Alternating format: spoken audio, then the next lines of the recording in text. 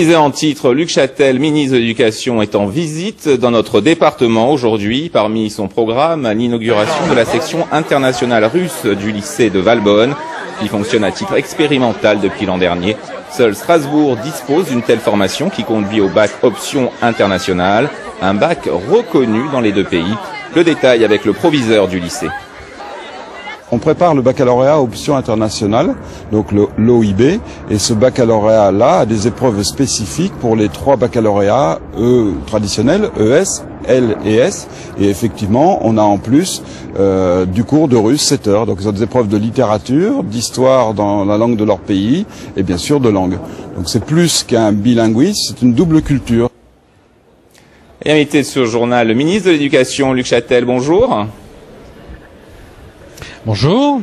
Alors, on a découvert cette section internationale russe. Est-ce que vous avez l'intention d'ouvrir d'autres options comme ça, internationales, avec d'autres pays?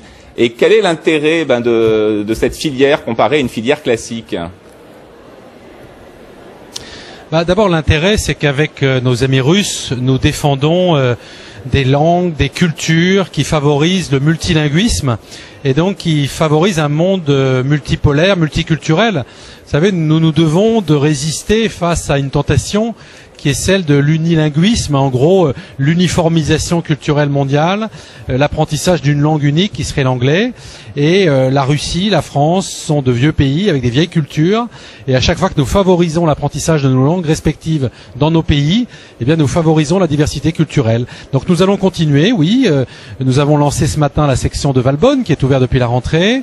Nous avons celle de Strasbourg. Nous allons continuer. Vous savez, le russe est la 5e langue enseignée dans notre pays, mais nous n'avions pas jusqu'à présent de section internationale. Il y a pourtant 15 000 de nos élèves qui apprennent le russe, donc nous avons pallié ce manque.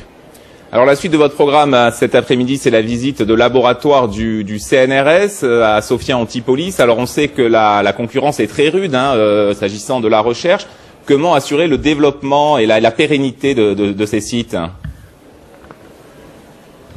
Alors effectivement, mon homologue russe, Andrei Foursenko, a souhaité visiter Sophia Antipolis. Il est aussi ministre des Sciences.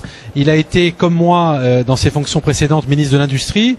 Et donc, nous allons lui montrer quelques exemples à la fois d'innovation, de recherche et développement et de transfert de technologie.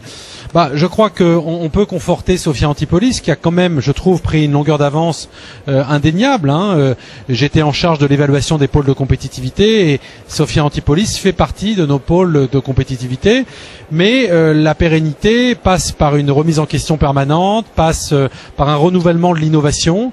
C'est ce que le ministre de l'Industrie, Christian Estrosi, l'ensemble du gouvernement, s'efforce de faire. Je crois que c'est en nourrissant en permanence de nouveaux projets d'innovation qu'on pourra pérenniser, moderniser, encore développer Sophia Antipolis. Luc Châtel, je vous propose de faire le point maintenant sur la carte scolaire 2010 qui a été entérinée hier dans notre académie. Ouverture, fermeture de classe, le solde est positif avec 8 postes créés. Les syndicats, toutefois, demeurent inquiets. Ils dénoncent ici ou là des classes surchargées. Hélène France. Dès novembre, l'étude de la situation des quelques 579 écoles des Alpes-Maritimes et des 548 du Var a commencé.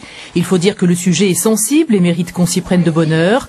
Pour la rentrée prochaine, le 83 sera doté de 6 postes d'enseignants supplémentaires et de 2 dans le 06.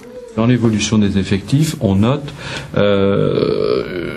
une baisse des effectifs en école élémentaire et une hausse en école maternelle. Donc c'est là notre point le plus sensible. On a encore un certain nombre d'écoles maternelles sur lesquelles il faut qu'on contrôle, qu'on suive l'évolution des effectifs et il n'est pas exclu qu'à la rentrée on ait des mesures d'ajustement. On a plus de fermetures que d'ouverture de classe, donc on va essayer d'infléchir cette tendance. Cela dit, on n'attend pas de miracle puisque le ministère n'a donné que 2 postes pour les Alpes-Maritimes. Et on attend quand même plus d'élèves que l'année dernière. On ne va pas pouvoir faire beaucoup de miracles aujourd'hui. C'est au Conseil départemental de l'éducation nationale que les usagers et les professionnels de l'éducation donnent leur avis sur les décisions prises par l'inspection académique. Du côté des maîtres comme des parents d'élèves, l'humeur était plutôt grincheuse.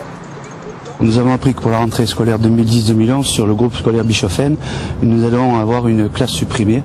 Et bien évidemment, les parents d'élèves, et en particulier la CPE sur notre école, et contre cette fermeture. La mairie d'Antibes même s'est mobilisée pour prévoir d'agrandir la cantine et prévoir un éventuel agrandissement de l'école dans l'avenir. Donc on ne comprend pas la suppression de postes, parce qu'en fait ce serait une suppression de classe juste pour une année, et on sait très bien qu'après ce sera très difficile de rouvrir une classe l'année suivante.